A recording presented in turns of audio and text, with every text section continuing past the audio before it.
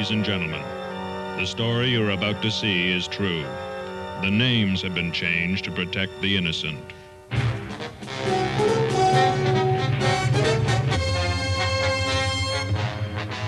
This is the campus, Auburn University. 8 a.m., October 24th, 1987. We were working the marching band watch out of the Goodwin Music Hall division. The bosses are Captain Walls and Captain Hinton. You don't need to know my name. I carry an instrument.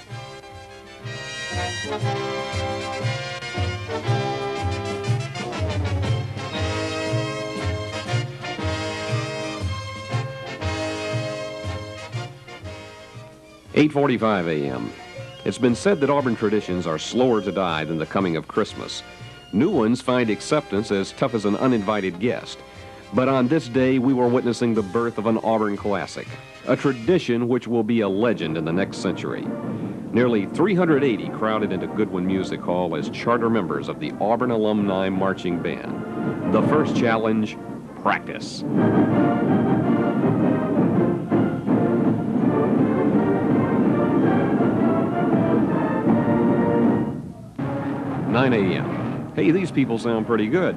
There's Big John Thompson back at the scene of his bass drum crimes. And Linda Henry, class of '67. After she finished her career on the bell lyre, they retired the instrument.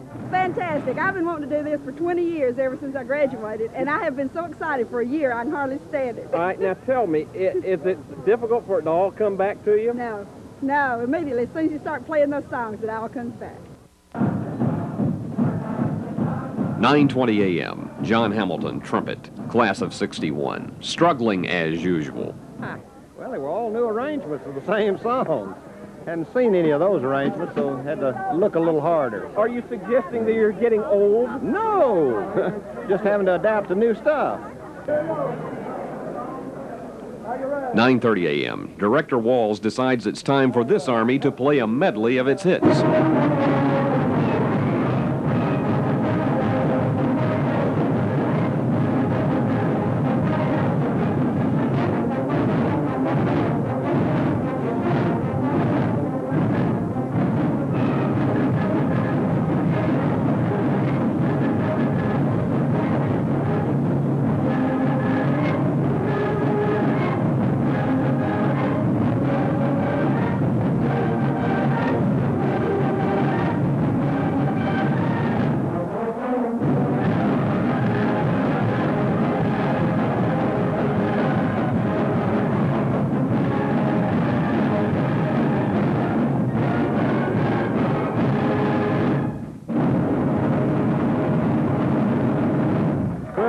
Tell you how much it means to all of us, because they're here back to the 1920s. We have 360 band people who are going to play at the game this afternoon, and I see all these people that I've known for so long, and my only regret is that I can't sit down and talk to all of them for about 30 minutes, but I'll tell you, they're having a good time talking to each other, and it's a pleasure to have them here. 9:45 a.m. David Mann and Katie Worthington Burnside are introduced as drum majors. In Katie's case, she just couldn't stay away. Well, it gives you a sense of pride to, be up there in front of everybody, and I hope that I can represent them on functions when I go somewhere, and it makes you feel really good inside to just march in front of the band and know that they're behind you, and, the crowd's behind you, and they're all supporting you, and it feels really good.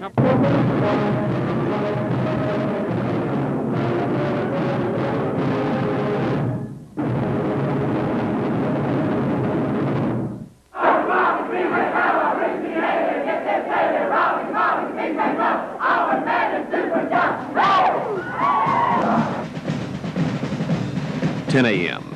Hinton Field, a place which didn't even exist for many of these music veterans. Would they need the liniment and rubbing alcohol after this grueling session?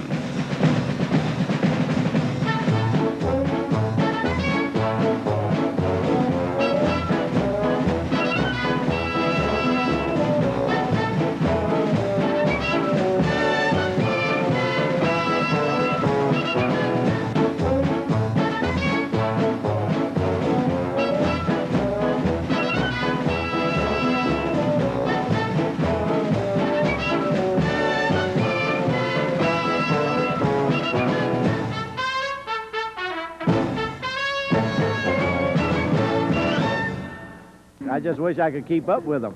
What were the feelings when suddenly you heard this big group play War Eagle again? Super. That's the only thing you can say is super. I've never been so excited in my life. It's great. 10:30 a.m. We meet another boss, Director Johnny Vinson, who says it's time to pass inspection. Kathy Wetzel Freeman, class of 72, is ready.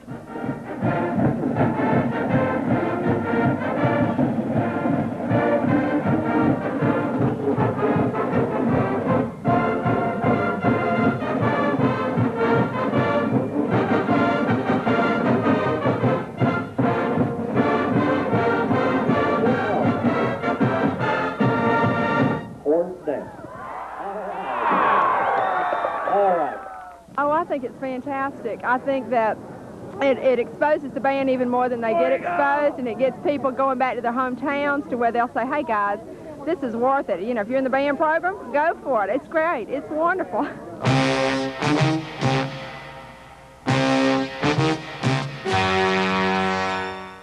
(1:30 p.m., Jordan-Hare Stadium. The moment of truth nears. We were working the end zones. Time for another of our greatest hits.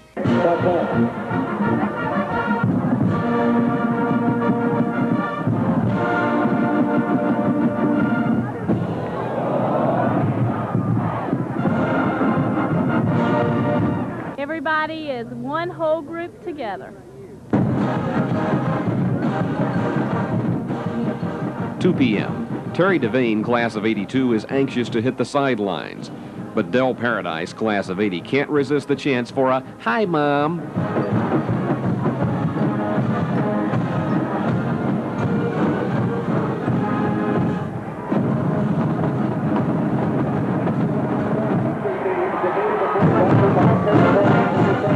(2:15 p.m.) We detect some shifty movement here. Director Walls passing the buck.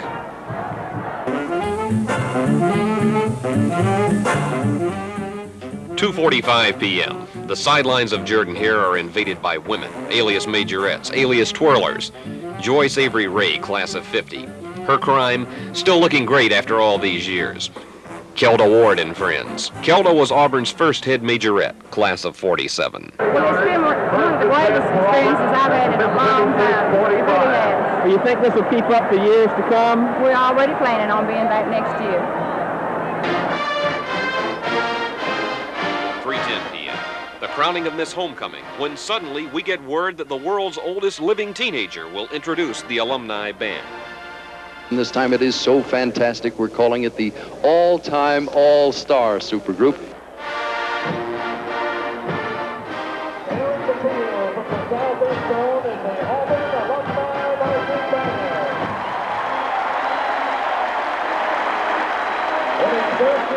Numbers over 375 performers, including our members who graduated as long ago as 1926, and others who have traveled from as far away as California to be here today.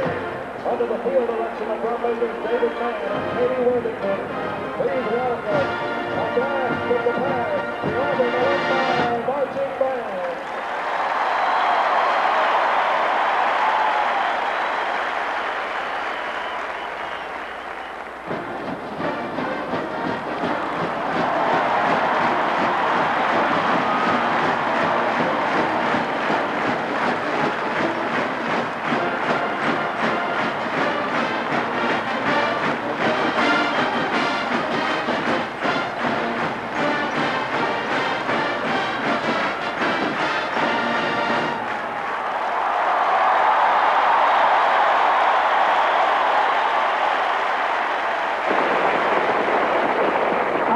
That's wonderful.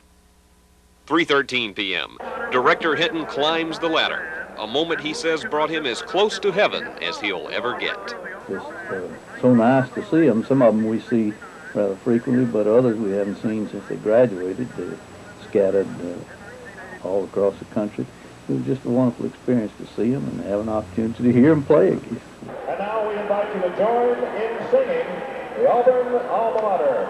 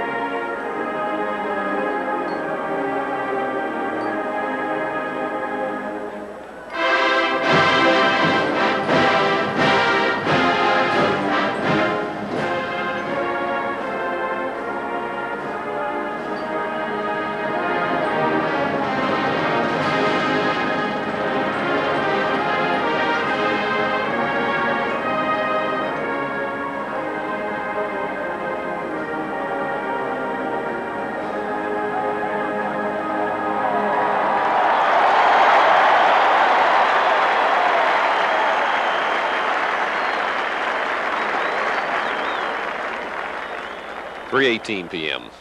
We investigated further into this connection between Director Walls and Director Hinton. We found out about an incident that dates back years to Ocala, Florida, the night before a Florida-Auburn game. So, Bodie and I shared a room, and it came time, and we checked everybody in, and we were about to go to bed, and he said, I think I'm going to take one more look around the hotel to see if anything's going on. So I waited for him to come back and waited, and about 30, 40 minutes, he came in the door. He said, you'll never guess what happened to me. He said, for some reason in the hotel there had been a prowler warning, and the police were out there, and I went out on this balcony, and the door closed behind me, and I was trapped out on this balcony, and all of a sudden the police shined their light on me up on the balcony and said, freeze. And so all of a sudden Dr. Hinton became the prowler at the hotel there. 3:20 p.m. We checked the files one more time on John Hamilton, a man with a legacy of being in the first Auburn band to play War Eagle. Well, I guess I must have played it 1,000 or more times. And if my wife does not play it at my funeral, then I'm not going. Will this substitute for having War Eagle played at your funeral? No. No way. 3:30 p.m. This entire crew needs to be booked on a charge of first-degree excitement. We gave David Mann his orders. Get him out of here.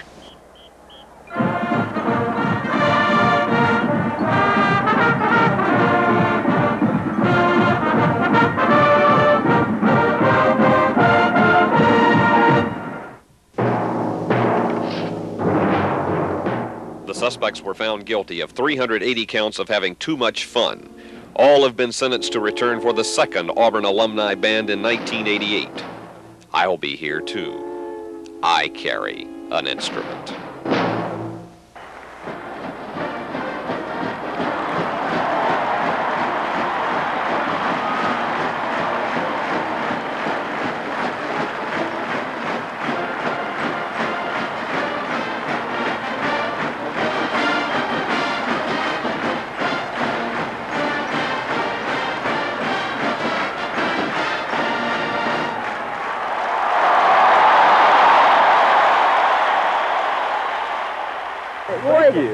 War Eagle.